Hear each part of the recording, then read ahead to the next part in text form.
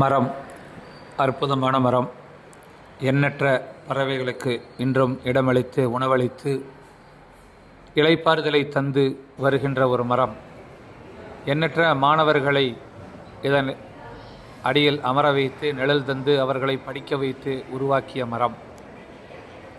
எண்ணற்ற பள்ளி மாணவர்களை இந்த இடத்திலே தான் விளையாடக் கூறுவோம். அவர்களும் காலமாய் விளையாடி இந்த பள்ளியை விட்டு வெளியே சென்றபோதும் திரும்ப பள்ளிக்கு வருகிற போது இந்த மரத்தடியில் தான் நாம் அமர்ந்திருந்தோம், உணவருந்தினோம்.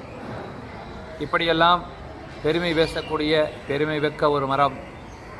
300 வருடத்திற்கு மேலாக இந்த மரம் வைத்து வயதாகிறது என்று சொல்லுகிறார்கள். என்ன உண்மையோ என்று தெரியவில்லை. மரத்தை குறித்து அறிந்தவர்கள் தெரிந்து கொள்ளுங்கள். இன்றும் பல ஆயிரக்கணக்கான பறவை